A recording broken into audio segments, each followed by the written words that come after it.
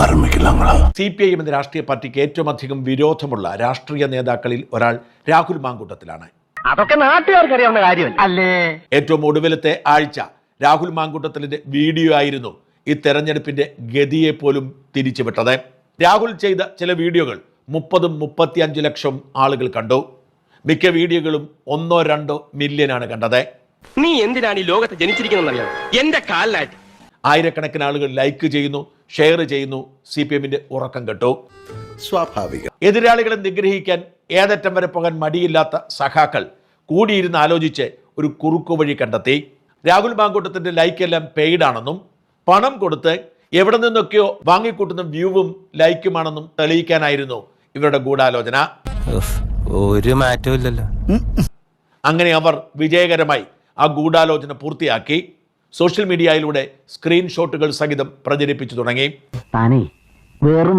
എന്തായാലും രാഹുൽ ഇവന്മാരെ തേച്ചൊട്ടിച്ച് വിട്ടിട്ടുണ്ട്. കൃത്യമായ വിശദീകരണമായി രാഹുൽ രംഗത്ത് വന്നതോടെ ഇവറ്റകൾ തലയിൽ മുണ്ടിട്ടുകൊണ്ട് ഓടിയിട്ടുണ്ട്.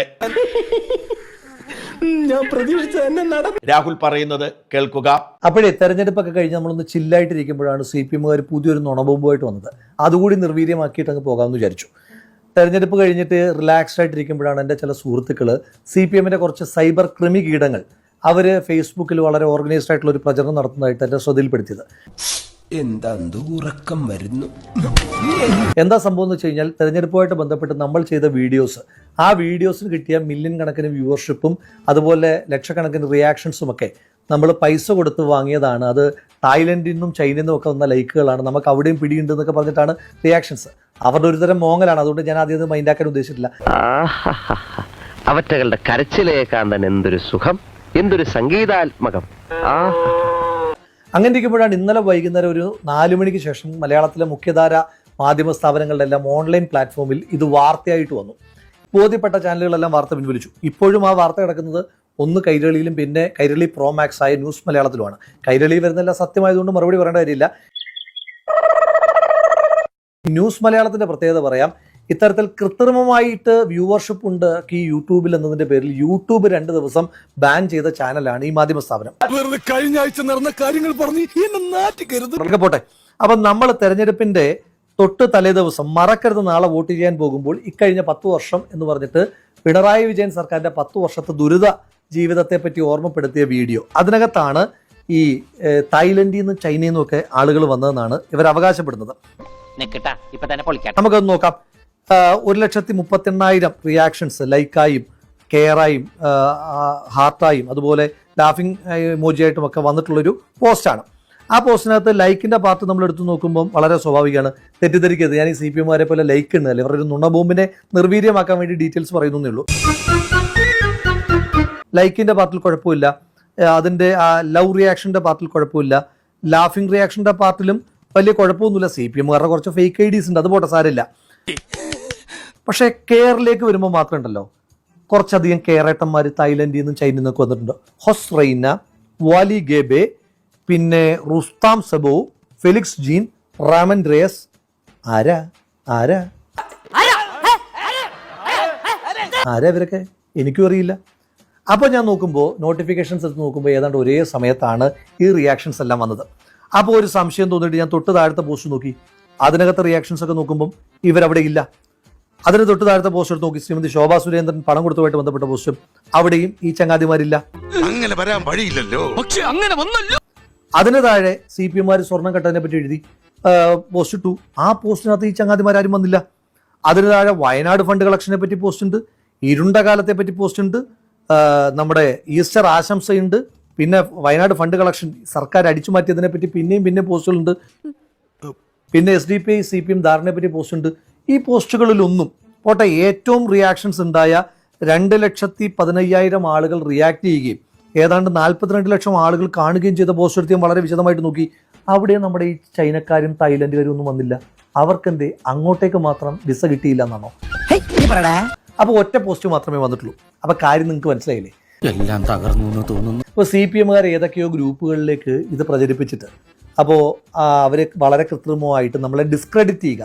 CPIMന്റെ ഒരു പ്രധാനപ്പെട്ട പ്രചരണ രീതിയാണ് ഡിസ്ക്രെഡിറ്റ് ചെയ്യുക. പറയുന്ന ആളെ ഡിസ്ക്രെഡിറ്റ് ചെയ്താൽ പറയുന്ന കാര്യത്തിൻ്റെ ആശയത്തിന്റെ ഒരു കാമ്പ് പോകുമെന്നാണ് ഇവർ വിചാരിക്കുന്നത്. തന്നെയാണ് നമ്മൾ തെരഞ്ഞെടുപ്പ് കാലത്ത് ചെയ്ത വീഡിയോസിന് വലിയ വ്യൂവർഷിപ്പ് കിട്ടിയപ്പോൾ ഇത് അങ്ങനെയൊന്നുമല്ല, നാട്ടുകാരല്ല കണ്ടത്, ചൈനക്കാരും തായ്ലൻഡുകാരുമാണ് കണ്ടതെന്ന് വരുത്തി തീർക്കാൻ വേണ്ടിയിട്ടുള്ള ഒരു ബോധപൂർവമായ ശ്രമമാണ്. അപ്പോൾ ഈ CPM-ന്റെ PR ചെയ്യുന്ന ഒരു ചങ്ങാതി ഉണ്ടല്ലോ, ഈ മുജ്ജന്മത്തെ ശത്രുക്കളാണ് ഈ ജന്മത്തിൽ മക്കളാകുന്നതെന്ന് പറഞ്ഞിട്ടുള്ള ഒരു പഴഞ്ചൊല്ലുണ്ട്. പൊളിറ്റിക്കലി അത്ര കറക്റ്റ് ഒന്നുമല്ല, എങ്കിലും ചില മക്കള് മുജ്ജന്മത്തിലെ ശത്രുക്കൾ തന്നെയാണ് എന്ന് തെളിയിക്കുന്നതാണ് CPM-ന്റെ ഈ പ്രചരണ രീതി. അവനെ ഒന്ന് നോക്കുന്നത് നിങ്ങൾക്ക് നന്നായിരിക്കും. അത് നീ എന്നെ ഇൻഡയറക്റ്റ് ആയിട്ട് കുത്തിയതല്ല, ഡയറക്റ്റ് ആയിട്ട് കുത്തിയതാ. അപ്പൊ ഇനി ആ ചങ്ങാതിയോട് പറയുന്നത് CPM-കാർ എന്തായാലും പ്രചരണം നടത്താൻ കുറച്ച് പൈസ തന്നല്ലേ, അങ്ങനെയാണെങ്കിൽ ഈ പരിപാടി എല്ലാ പോസ്റ്റിലും ചെയ്താലേ ഇതിന് കുറച്ചും കൂടെ വിശ്വാസ്യത ഉണ്ടാകും. അതിന് ഒരു ബുദ്ധി വേണം, അതിവനില്ല. ഇത് ഒറ്റ പോസ്റ്റ് മാത്രം ചെയ്ത് കഴിഞ്ഞാൽ എനിക്ക് ഇതുപോലെ വന്നിരുന്നിട്ട് നിങ്ങളുടെ നുണബോംബിനെ വളരെ പെട്ടെന്ന് തന്നെ നിർവീര്യമാക്കാൻ കഴിയില്ലേ? ഇനിയും ഇത് ഞാൻ കാശ് കൊടുത്ത് ചെയ്തതാണെങ്കിൽ ഈ പോസ്റ്റുകളുടെയൊക്കെ ഇൻസൈറ്റ് ഞാൻ കാണിക്കാം. അത്രയൊന്നും ഡീറ്റെയിലേക്ക് പോകേണ്ട കാര്യമില്ല, കാരണം ഇത് നാട്ടിലെ ജനങ്ങൾ കണ്ടിട്ടുണ്ട്. അത് എൻ്റെ മിടുക്കൊന്നുമല്ല, നിങ്ങളുടെ സർക്കാരിൻ്റെ കൊള്ളരുതായ്മയെ പറ്റി ജനങ്ങൾക്ക് ബോധ്യമുള്ളത് കൊണ്ട് അവർ കണ്ടതാണ്. അത് നിങ്ങൾക്ക് ഇപ്പോഴും അംഗീകരിക്കാൻ കഴിയാത്തത് നിങ്ങളുടെ മാത്രം കുഴപ്പമാണ്. ഇനി നിങ്ങളുടെ അവകാശവാദം എന്താണ്? ഈ കെയർ ഇമോജിയിൽ വന്ന ഈ തായ്ലൻഡുകാരും ഈ മലേഷ്യക്കാരും ഈ ചൈനക്കാരും ഒക്കെ ഞാൻ പൈസ കൊടുത്ത് വാങ്ങിയതാണ്, ഇത് വയനാട് ഫണ്ട് വെട്ടിച്ചതാണെന്ന് പറയുന്നത്. ഞാനൊന്നും പറഞ്ഞിട്ടില്ല. അതുമായി ബന്ധപ്പെട്ടൊരു ചലഞ്ച് പറയാം. വയനാട് ഫണ്ട് കളക്ഷനുമായിട്ട് ബന്ധപ്പെട്ട് ഞാനോ യൂത്ത് കോൺഗ്രസോ ഒരുപാടൊന്നും വേണ്ട, ഒരു ചില്ലി കാശ് വക മാറ്റിയെന്ന് തെളിയിച്ചാൽ കടം വാങ്ങിയിട്ടായാലും ഒന്നും നോക്കണ്ട, 1 കോടി രൂപ ഞാൻ അത് തെളിയിക്കുന്നാക്കി തരും. ഇത് വടി കൊടുത്ത് അടി വാങ്ങുന്ന പരിപാടിയാണല്ലോ ബാബു. ഞാൻ കാശ് കൊടുത്തിട്ട് ലൈക്ക് വാങ്ങിയതാണെന്ന് പറയുന്ന CPM-ന്റെ സൈബർ ക്രിമികീടങ്ങൾക്ക് ഞാൻ ഒരാളെ പരിചയപ്പെടുത്താം. മിസ്റ്റർ പിണറായി വിജയൻ, കേരളത്തിന്റെ കുറച്ച് ദിവസത്തെ കൊണ്ടുള്ള മുഖ്യമന്ത്രിയാണ്. അദ്ദേഹം കേരളത്തിൽ വോട്ട് ചെയ്ത വോട്ടർമാർക്ക് നന്ദി പറഞ്ഞുകൊണ്ടുള്ള ഒരു പോസ്റ്റ് ഉണ്ട്. അതിന്റെ കെയർ സെക്ഷനിലേക്ക് ഞാൻ എടുത്തു നോക്കി. നുവാൻ ഹ്വാങ്, മസ്വാ എംബാലി, ക്വാൻ നുഹു, ക്വാച്ച് വാൻ, റഹീം ഖ്വാൻ, ഇവരൊക്കെ നമ്മുടെ പയ്യോളി ഏരിയ കമ്മിറ്റിയിലെ സഹാക്കന്മാരായിരിക്കും. പിന്നുണ്ട് മെഷാക് സമാരോ, റാൻ, നയിം ജി, സെൽസിക്കി, ഇവരൊക്കെ നമ്മുടെ മയ്യിൽ സഹാക്കന്മാരായതുകൊണ്ട് കുഴപ്പമില്ല. ദേ ചൈനക്കാര്, ദേ തായ്ലൻഡുകാര്, മൂപ്പര് പിന്നെ വിശ്വ കമ്മ്യൂണിസ്റ്റ് ആണല്ലോ, ലോകമാകെ കമ്മ്യൂണിസം ശോഭിച്ചിടാൻ കാരണഭൂതനായിട്ടുള്ള മനുഷ്യനായതുകൊണ്ട് ചൈനയിൽ നിന്നും തായ്ലൻഡിൽ നിന്നും കൊറിയയിൽ നിന്നും ഒക്കെ ലൈക്ക് വരുന്നതിനകത്ത് നമുക്ക് അത്ഭുതപ്പെടാനില്ല. അതൊക്കെ പോട്ടെ, അപ്പൊ കാശ് കൊടുത്തിട്ടാണ് ഈ ലൈക്ക് വാങ്ങുന്നതെങ്കിൽ പിണറായി വിജയൻ ഈ ലൈക്കൊക്കെ വാങ്ങിയത് എവിടുന്നാണ്?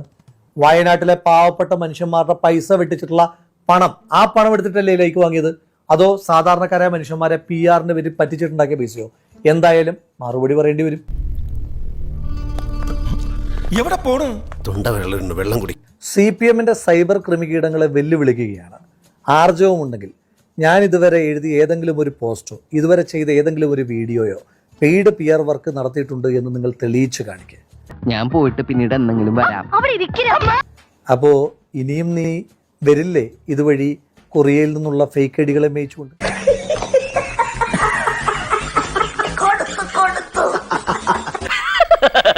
തൽക്കാലം ഇത്രയും മതി, വരട്ടെ.